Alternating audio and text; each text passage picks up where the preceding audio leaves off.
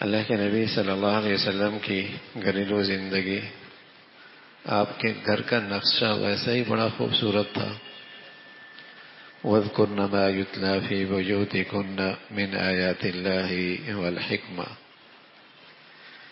آپ علیہ الصلوۃ والسلام کے گھروں کی تصویر ہے۔ وَاذْكُرْنَ مَا يُتْلَى فِي بُيُوتِكُنَّ مِنْ آيَاتِ اللَّهِ وَالْحِكْمَةِ، جہاں قرآن کی تلاوت کا ماحول، حکمت کے تذکرے، اللہ کے نبی کی زندگی کی باتیں، یہ گھروں کی تصویر تھی۔ وَاذْكُرْنَ مَا يُتْلَى فِي بُيُوتِكُنَّ۔ مسلمانوں کے گھروں کا ماحول چونکہ تربیت گاہ ہوتے ہیں تو وہاں پاکیزگی ہوتی ہے، خیر کے تذکرے ہوتے ہیں۔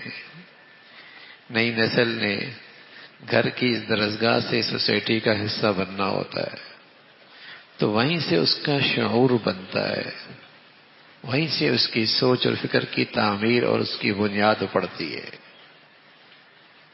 یہ گھروں کا ماحول تھا۔ قرآن ہے وَاذْكُرْنَ مَا يُتْلَى فِي بُيُوتِكُنَّ مِنْ آيَاتِ اللَّهِ وَالْحِكْمَةِ۔ اب تو بس اوقات مسلمانوں کے گھروں میں مہینوں نہیں سالوں گزر جاتے ہیں، قرآن کی آواز نہیں آتی۔ مدینہ منورہ میں جب مسلمان سویرے سویرے مسجد میں جایا کرتے تھے تو ان اطراف کے کچے گھروں میں مسلمان ماں بہن بیٹی اتنی کثرت سے تلاوت کرتی کہ گلی سے گزرنے والوں کو یوں محسوس ہوتا، بھن بھناہٹ کی آواز محسوس ہوتی، جیسے شہد کی مکھیاں اڑ رہی ہوں تو بھن بھناہٹ کی آواز آتی ہے۔ اس لیے کہ ہر گھر میں سویرے سویرے ہر ماں بہن بیٹی قرآن کی تلاوت کیا کرتے تھے۔ تصور نہیں تھا مسلمانوں کے یہاں کہ صبح ہو اور وہاں قرآن کی تلاوت نہ ہو۔ کوئی ماں بہن بیٹی اپنے دن کا آغاز کرے اور اس کی زندگی میں قرآن کی تلاوت کا وظیفہ نہ ہو، تصور نہیں تھا۔ اور پھر برکت بھی ہوتی تھی، اس کا نور بھی ہوا کرتا تھا۔ گھر میدان جنگ نہیں ہوا کرتے تھے، محبتوں کے گلشن ہوا کرتے تھے، محبتوں کے گلشن ہوا کرتے تھے۔ گھروں سے محبتوں کی خوشبو پھوٹا کرتی تھی، نفرتوں کے کانٹے نہیں ہوا کرتے تھے۔ نیکی جو ہوتی تھی، نیکی جو ہوتی تھی اور وہاں خیر کا جو ماحول ہوتا تھا۔ تو اللہ کے نبی صلی اللہ علیہ وسلم کی گھریلو زندگی یاد عائشہ فرماتی ہیں کہ میرا جی چاہا کہ میں اللہ کے نبی صلی اللہ علیہ وسلم سے عرض کیا، یا رسول اللہ، میں بیت اللہ کے اندر نماز پڑھنا چاہتی ہوں۔ تو اللہ کے نبی صلی اللہ علیہ وسلم اپنے گھر والوں کو ویسا ہی اجر لیکن آسانی سے مل جائے اس کی رہنمائی فرمایا کرتے۔ اجر ویسا ہی ہو جیسے بیت اللہ کے اندر کا ہے، لیکن آسانی سے کیسے مل جائے آپ رہنمائی فرمایا کرتے تھے۔ حضرت عائشہ فرماتے ہیں اللہ کے نبی صلی اللہ علیہ وسلم نے میرا ہاتھ پکڑا اور مجھے کمرے کے اندر لے گئے۔ فرمانے لگے عائشہ تو کمرے کے اندر نماز پڑھے گی، تجھے بیت اللہ کے اندر کا ثواب ملے گا۔ عورت جتنی سطر کے ساتھ عبادت کرتی ہے، اوٹ میں عبادت کرتی ہے، پردے میں عبادت کرتی ہے، خلوت میں عبادت کرتی ہے، اس کا اجر بڑھ جاتا ہے۔ فرمایا ایسے تو اندر نماز پڑھ رہی ہے، اس کا ثواب ایسا جیسے تو نے بیت اللہ کے اندر نماز پڑھی۔ تو رسول کریم صلی اللہ علیہ وسلم کے بارے میں عائشہ کہنے میرا ہاتھ پکڑا اور مجھے اندر لے گئے۔ فرمایا عائشہ تجھے یہاں پڑھنے کا وہی ثواب ملے گا جو بیت اللہ کے اندر پڑھنے کا ملتا ہے۔ اور پھر آپ علیہ الصلوۃ والسلام عبادات کے اندر بھی اعتدال سکھاتے تھے تاکہ وہ عمل ہمیشہ رہ سکے، میانہ روی کے ساتھ۔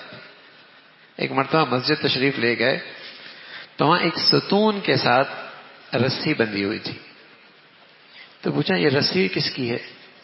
فرمایا حضرت زینب نے باندھی ہے جو آپ کی اہلیہ تھی، اور وہ لمبی لمبی رکعتیں پڑھتی ہیں۔ جب انہیں اونگ آنے لگتی ہے، تھکنے لگتی ہے تو اسے پکڑ لیتی ہیں تاکہ اونگ اور تھکاوٹ میں بھی وہ عبادت کرتی رہیں. آپ علیہ الصلوۃ والسلام نے فرمایا نا جب تھکاوٹ ہو جائے، نیند آنے لگ جائے، آرام کر، سو جائے. اور جب طبیعت کے اندر نشاط ہے، طبیعت کے اندر بشاشت ہے، تو پھر نفلی عبادات کرتی رہے. تو عبادات کے اندر بھی فرمایا میانہ روی اختیار کر لو اور مسلسل کرو. ایک خاتون گزری، عائشہ فرماتی ہیں کہ ایک خاتون حضرت خولہ بنت طویل میں بیٹھی ہوئی تھی اور حضور علیہ الصلوۃ والسلام بھی میرے پاس بیٹھی ہوئی تھی. وہ سامنے سے گزری.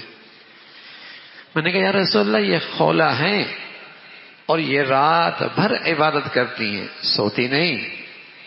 آپ نے فرمایا لا تنام اللیل، رات کو سوتی نہیں ہے. کہا یا رسول اللہ رات نہیں سوتی، رات بھر عبادت فرماتی ہیں. فرمانا نا اس کو بولو اتنی عبادت کرو جتنی تم طاقت رکھو، کہیں ایسا نہ ہو کہ بعد میں تھک جاؤ گی، بعد میں تھک جاؤ گی. آپ علیہ الصلوۃ والسلام کی چاہت یہ ہوتی تھی احب الاعمال الی اللہ ادومها وان قل. عمل تھوڑا ہو، نفلی عبادات تھوڑی ہو لیکن مسلسل ہو، یہ اللہ کو زیادہ پسند ہے. اس لیے کہ جو عمل مسلسل ہوگا تو ہمیشہ اس کا اللہ سے ایک رابطہ رہے گا. اور دوسرا یہ کہ ایک آدمی ایک دن دروازے پہ پورا دن کھڑا رہے اور ایک دن اس سخی کے دربارے پہ روزانہ آئے، تو بتائیے کس کی قیمت زیادہ ہے؟ ایک یہ کہ روزانہ تھوڑی دیر کے لیے آئے، اور ایک یہ کہ ایک ہی سال میں ایک مرتبہ لیکن پورا دن کھڑا رہا. تو وہ زیادہ اچھا ہے جو روزانہ سخی کے دربار میں آ رہا ہے. تو اللہ رب العزت کی چاہت یہ ہے کہ عمل ہو، مسلسل ہو، پائیدار ہو، استقامت کے ساتھ ہو. اور نفلی عبادات اپنے لیے اتنی مقرر کی جائیں جو آدمی مسلسل کر سکے، ہمیشہ کر سکے. دیکھو نا ایک قطرہ چٹان پہ روز گرے، مسلسل گرے، نشان پڑ جائے گا. اور اسی چٹان پہ آپ پورا ٹینکر گرا دیں کوئی نشان نہیں پڑے گا. گرایا تو بہت لیکن مسلسل نہیں گرایا. اور ایک ہی قطرہ روزانہ گرایا، کچھ عرصے کے بعد نشان پڑ جائے گا.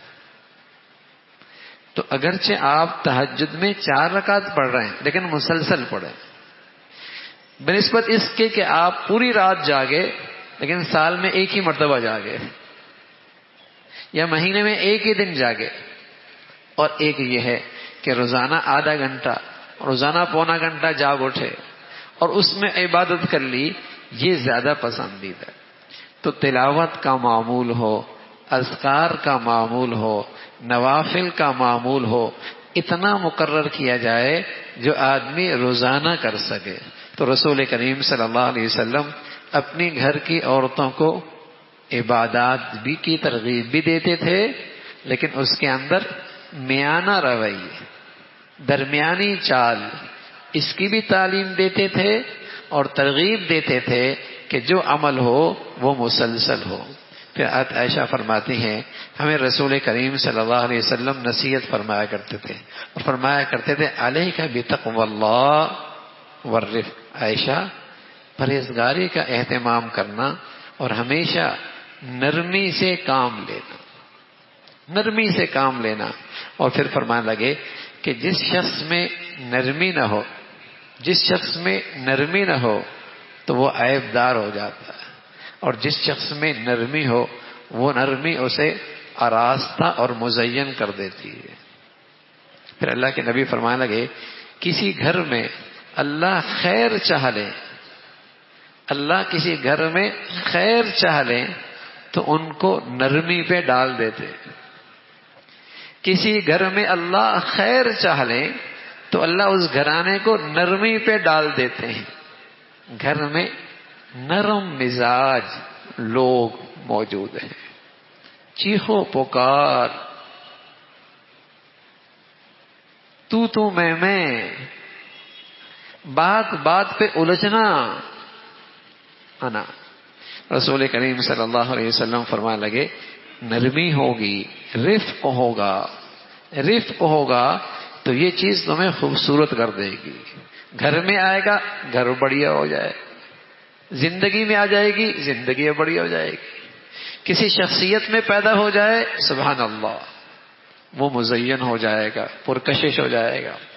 اور کسی میں سختی آ گئی، تلخی آ گئی، لہجے میں تلخی، زبان میں تلخی، بات بات پہ غضبناک، جیسے آگ کا انگارہ شعلہ بھڑک اٹھ رہا ہے ہر بات پہ.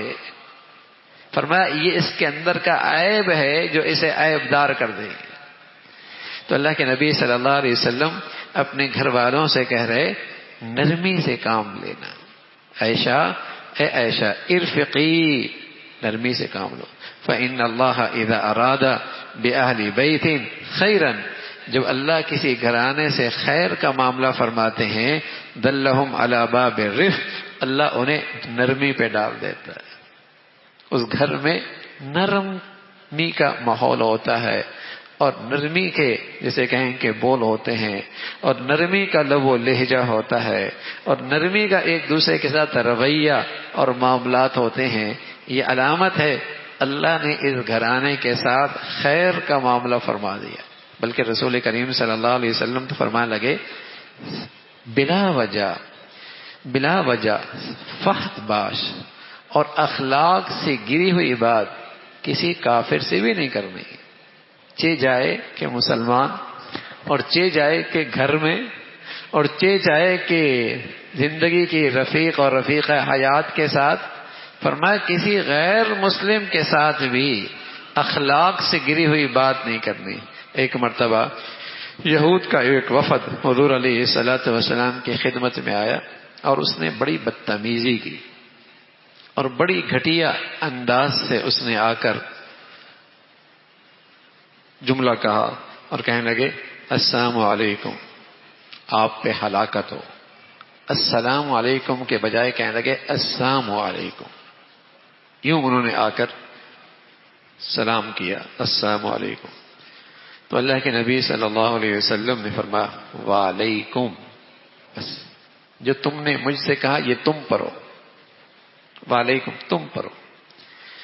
تو عائشہ فرماتی ہے میں نے کہا السلام علیکم ولعنکم اللہ وغضب علیکم، یہ خدا کی مار تم پر ہو، لعنت تم پر ہو، اللہ کا غضب تم پر ہو.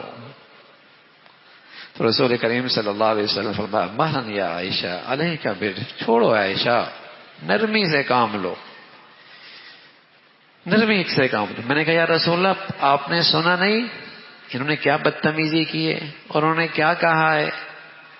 تو حضور علیہ الصلوۃ والسلام نے فرمایا اولا تسمعی ما قلت عائشہ، کیا تم نے نہیں سنا ہم نے کیا کہا؟ ہم نے بھی تو یہی کہا ہے نا علیکم، جو تم نے ہم پر کہی ہم نے کہا یہ تم پر ہو. جیسے انہوں نے کہا ہم نے اس کا جواب دے دیا. رددت علیہم فیستجاب لی فیہم ولا یستجاب لہم فیہ، اور تم جانتی ہو ہماری بد دعا ان کے حق میں قبول ہو گئی اور ان کا کہا جملہ بیکار گیا. جو ہم نے ان پر بد دعا دی وہ ان کے حق میں قبول ہو گئی، اور جو انہوں نے ہمارے بارے میں کہا وہ بیکار گئی. تو ہم نے تو جواب دے دیا. تو اللہ کے نبی صلی اللہ علیہ وسلم اس قدر زیادتی نہیں، برائی میں بھی زیادتی نہیں، سختی میں بھی زیادتی نہیں، نہ انصافی کے اندر بھی زیادتی نہیں. اس انداز میں رسول کریم صلی اللہ علیہ وسلم تربیت فرماتے تھے. اب تو بات کا جواب گالی سے ہے، اور پتھر کا جواب اینٹ سے ہے، اور ترکی بترکی جواب دینا اسے فن سمجھا جاتا ہے. دیکھا کیسے جواب دیا میں نے، کیسی جلی کٹی میں نے اس کو سنائی، ہاں کیسی میں نے اس کو سنا دی. یعنی اسے فن سمجھا جاتا ہے کہ یہ بڑا کمال ہے، ہاں کہ میں نے اس کا کلیجہ کاٹ دیا ہے، میں نے اس کو اندر سے چھنی کر دیا ہے، اور رات بھر تڑپتے تڑپتے زندگی رات گزارے گی. یہ کوئی فن نہیں ہے. تو رسول کریم صلی اللہ علیہ وسلم کی تعلیم تھی نرمی سے کام لو. اور پھر آپ علیہ الصلوۃ والسلام اپنے گھر والوں کو تلقین فرماتے کہ دیکھو کسی گناہ کو معمولی نہ سمجھو، کسی گناہ کو معمولی نہ سمجھو. آپ علیہ الصلوۃ والسلام فرمایا کرتے تھے اے عائشہ ایاک ومحقرات الاعمال، ایک روایت میں ہے ومحقرات الذنوب، چھوٹے چھوٹے گناہوں سے بھی بچو. اس لیے کہ چھوٹی چنگاری سے اگر غفلت اختیار کی جائے، جتنی آگ بھڑکتی اس سے ہے اور جتنا اس سے نقصان ہوتا ہے، بڑی آگ جس سے آدمی خبردار ہو جائے اس سے اتنا نقصان نہیں ہوتا. چنگاری سمجھ کے نظر انداز کر دیا، اسی نے سارا گھر جلا دیا. بڑی آگ لگی، سب خبردار ہو گئے، پانی ڈال کر بجھا دیا. اور بھائی قطرہ قطرہ ہی دریا بنتا ہے نا. آگ چھوٹی سے چنگاری سے ہی بڑی ہوا کرتی ہے. پہلے آدمی چھوٹا چور بنتا ہے پھر ڈاکو بنتا ہے. پہلے وہ گھر سے چھوٹی چھوٹی چیزیں اٹھاتا ہے، عادت اس سے خراب ہوتی ہے، چھوٹے چھوٹے پیسے اٹھاتا ہے، چھوٹے چھوٹی چیزوں کو اپنے اندر لے لیتا ہے، پھر اس کا حوصلہ بڑھتا ہے، پھر ہمت بڑھتی ہے، پھر بڑا چور بنتا ہے، پھر ڈاکا بنتا ہے. تو ایسی پہلے چھوٹے گناہ زندگی میں آتے ہیں، پھر حوصلہ بڑھتا ہے اور دل کی سیاہی بڑھتی ہے، دل کی ظلمت بڑھتی ہے، پھر اس سے بڑے گناہ پہ جرت ہوتی ہے، اور پھر ایسے گناہ پہ جرت ہو جاتی ہے جس سے ایمان بھی سلب ہو جاتا ہے، جس سے ایمان بھی نکل جاتا ہے. لیکن ظاہر پہلے اس گناہ تک جانا حوصلہ نہیں ہوتا تھا، حوصلہ نہیں ہوتا تھا، دل نہیں مانتا تھا کہ یہ بھی میں گناہ کر سکتا ہوں. لیکن جب چھوٹے چھوٹے گناہ کیے، حوصلہ بڑھ گیا، سیاہی بڑھ گئی، دل کی سختی بڑھ گئی، اور ایسا گناہ کر بیٹھا جیسے حدیث میں آتا ہے زنا کرنے سے اندر سے ایمان ختم ہو جاتا ہے. اب ظاہر ہے اس گندگی تک جانے سے پہلے کئی سیڑھیاں چڑھا ہے گناہوں کی، پھر جا کر یہاں حوصلہ پہنچا ہے نا. شراب پینے سے فرمایا شرابی اس کے اندر سے ایمان چلا جاتا ہے. لیکن ظاہر اس سطح تک جانے سے پہلے بہت سارے اس نے قدم رکھے ہیں گناہوں کے، پھر اس گناہ تک وہ پہنچا ہے جس کے بارے میں رسول کریم صلی اللہ علیہ وسلم فرمانا کہ ام الخبائث. تو آپ علیہ الصلوۃ والسلام اپنے گھر والوں کی تربیت فرماتے ایاک ومحقرات الذنوب، چھوٹے چھوٹے گناہوں سے بھی بچ پوچھو، احتیاط کرو، ان گناہوں کے بارے میں بھی کل تم سے باز پرس ہوگی، ان گناہوں کے بارے میں بھی تم سے باز پرس ہوگی. ہم بس اوقات اپنے گھروں میں گناہوں کو نظر انداز کر دیتے ہیں. بچی ہے، ایسے کپڑے پہننے سے کیا ہوتا ہے، لیکن جب آپ نے اس کی عادت ڈال دی تو پھر بالغ ہونے کے بعد بھی وہی پہنے گی، کیونکہ اس کی عادت ہو گئی ہے نا. بلکہ جب بڑی ہو جائے گی تو اس سے زیادہ گھٹیا لباس پہنے گی، اس سے غیر گزرا لباس پہنی ہوگی. رسول کریم صلی اللہ علیہ وسلم فرمایا کرتے تھے کہ کاسیات عاریات ممیلات مائلات رؤوسهن كأسنمة البخت لم يجدن ريح الجنة وإن ريحها لتوجد من مسيرة كذا وكذا. کچھ عورتیں ہوں گی لباس پہنی ہوئی ہوں گی لیکن ننگی ہوں گی، لباس پہنی ہوں گی لیکن بے لباس ہوں گی. کاسیات عاریات، پہنی ہوں گی ننگی ہوں گی. اس زمانے میں یہ مخلوق کوئی نہیں تھی، ایسی مخلوق وہاں موجود نہیں تھی. لیکن اللہ کے نبی نے نبوت کے آنکھوں سے آج کا دور بھی دیکھا تھا کہ اتنا باریک لباس ہے، اتنا چست لباس ہے، اتنا مختصر لباس ہے کہ آدھا سے آدھا جسم سب کچھ نظر آتا ہے. لباس ہے لیکن نہیں ہے، اتنا چست ہے. یعنی پہلے یہ جینز مرد پہنتے ہوئے شرماتے تھے، اب تو عورتیں پہنتی. اور نہ صرف یہ کہ گھر کی اس جسے کہیں کہ کمرے کے اندر بھرے عام چلتا ہے. یعنی ایسا چست لباس ہے کہ اندر کے سارے جسم کی حیت نظر آتی، ایسا باریک ہے، سارا جسم جھلکتا ہے، بلکہ زیادہ نمایاں ہوتا ہے. آدھی آستین ہے، سینہ کھلا ہوا ہے، جسم کا آدھا حصہ لباس سے نظر آ رہا ہے، کاسیات عاریات، لیکن ظاہر ہے یہ لباسی میرے گھر میں پہلے دن تو نہیں آئی نا، آہستہ آہستہ آئی ہے۔ یہ لباسی اس درجے کی پہلے دن نہیں آئی، آہستہ آہستہ آئی ہے۔ پہلے یہ اسٹیپ اٹھایا، پھر یہ اسٹیپ اٹھایا، پھر یہاں کمزوری میرے گھر میں آئی، پھر یہ کمزوری میرے گھر میں آئی، اور آہستہ آہستہ وہ لباس ہو گیا جس کا آج سے 10-12 سال پہلے نمازیوں میں، شریف گھرانوں میں تصور بھی نہیں تھا، لیکن آ گیا۔ تو رسول کریم صلی اللہ علیہ وسلم اپنے گھر کے بارے میں احتیاط فرماتے، ترغیب دیتے، تلقین فرماتے، ڈراتے۔ دیکھو عائشہ، چھوٹے چھوٹے گناہوں کو اس خیال سے کہ چھوٹا ہے حوصلہ نہ رکھنا، ان گناہوں سے بھی بچنا، اس لیے کہ کل قیامت میں ان گناہوں کے بارے میں بھی پوچھ ہوگی، تو احتیاط کی جاتی تھی۔ اللہ رب العزت نیکی کی اور پرہیزگاری کی زندگی ہمیں بھی اور اپنے گھروں میں بھی زندہ کرنے کی توفیق نصیب فرمائے۔